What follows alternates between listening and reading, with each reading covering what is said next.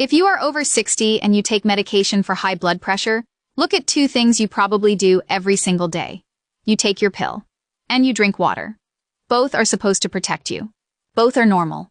Both may have been part of your routine for years. But what happens when the timing of those two habits works against the rest of your day? You may drink too little when your body needs fluid, then drink too much when your bladder needs to be quiet. You may take a water pill too late and then wonder why you are walking to the bathroom 3 times in the dark. You may wake up dizzy, assume you are simply getting older, and never realize that hydration, medication, sleep, and blood pressure may all be interacting. And perhaps most surprising of all, you may have heard that every blood pressure pill should be taken at night because nighttime dosing protects the heart better. That is not what the best current evidence tells us. Today I will show you 7 timing mistakes involving blood pressure medication and hydration that become especially important after 60. Stay with me until number 7. Because I will give you a simple 24-hour routine you can write on one piece of paper and take to your doctor or pharmacist. No miracle drink, no secret supplement.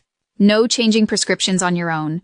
Just a smarter way to understand the relationship between the pill, the water, the clock, and your blood pressure.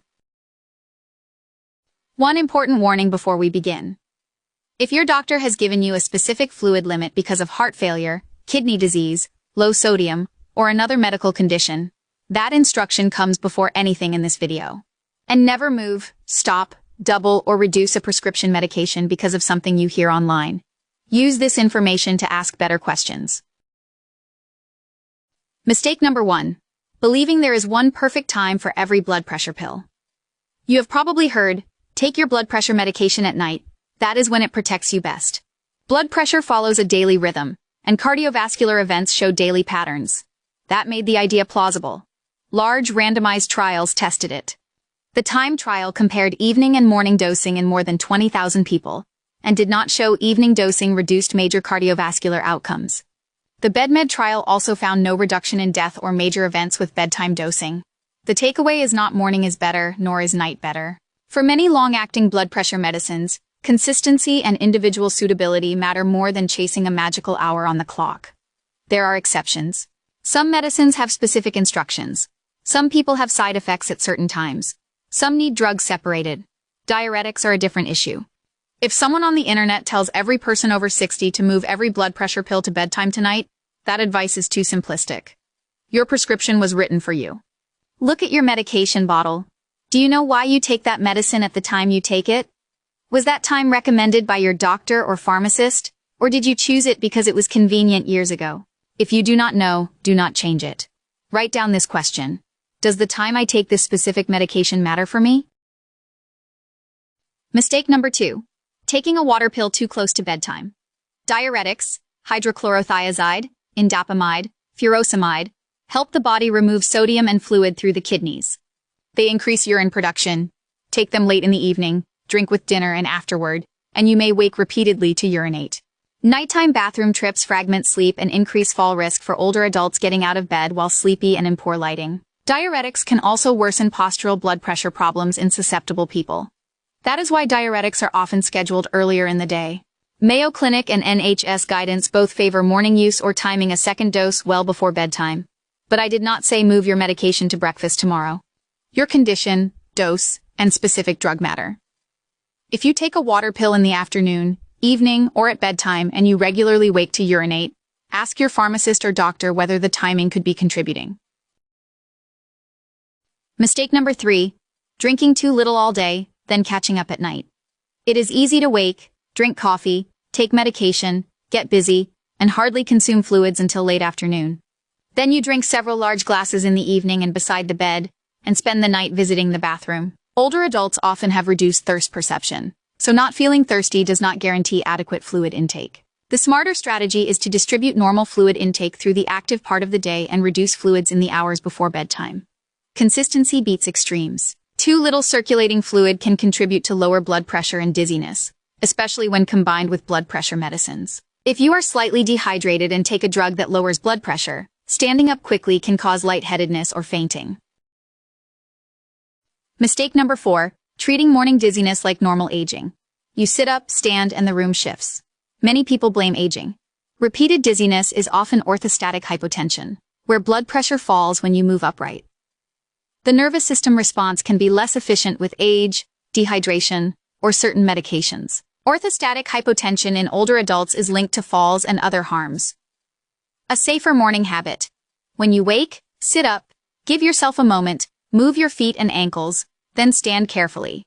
If dizziness repeats, tell your clinician, especially if it began after a new medicine or dose change. Do not stop your pills on your own. Mistake number 5. Measuring your blood pressure at random times and reacting to every number. Blood pressure moves throughout the day. Activity, stress, caffeine, position, and technique all change readings. Standardized home monitoring is useful. The American Heart Association recommends 2 readings 1 minute apart in the morning before medication and eating, and 2 readings later in the day when monitoring over several days for clinical review. Rest quietly beforehand. Sit with your back supported, feet flat, arms supported, cuff on bare skin. Avoid caffeine, smoking, or exercise for at least 30 minutes before checking. If you measure randomly, you can misinterpret a single high or low number and make unnecessary changes. Blood pressure management is about patterns, not one number. Keep a notebook, time, blood pressure, when you took your medication, dizziness, nighttime bathroom trips. Patterns give your clinician something useful. Mistake number 6. Assuming every healthy drink is safe with every blood pressure medication. Natural does not mean harmless. Grapefruit can interfere with how some medications are metabolized and can interact with certain blood pressure drugs. But it does not interact with every drug in every class. The right question is, does grapefruit interact with my exact medication? The same applies to coconut water, electrolyte packets, herbal teas, concentrated juices, and other hydration trends. You must ask, what medication am I taking? What are my kidneys doing? Have I been told to limit sodium or potassium? Check medication information or ask your pharmacist or doctor before adding new drinks or supplements. Mistake number 7. Thinking you must figure this out alone. Timing, hydration, symptoms, and monitoring are a shared problem with your clinician and pharmacist. You do not need to change prescriptions by yourself. You need a clear, simple plan to bring to your care team. Here is a 1-page routine to write down and discuss. List all your blood pressure medicines with exact names and doses. Note the time you currently take each one. Record when you typically drink most fluids. List nighttime bathroom trips and how often you wake. Describe any dizziness or falls and when they happen. And include any kidney or heart conditions or fluid limits your doctor gave you. Ask 3 questions. Does the time I take each medication make sense for my situation? Should any diuretic be moved earlier in the day? And are any drinks or supplements I use unsafe with my medicines or labs? If you do this, you will come away with individualized advice instead of generic slogans. To recap briefly, there is no universal perfect hour for every blood pressure pill. Avoid taking diuretics too close to bedtime if nighttime urination or falls are a problem. Spread fluids through the day rather than binging at night. Treat repeated morning dizziness seriously and change morning habits to reduce risk. Measure blood pressure consistently, not randomly.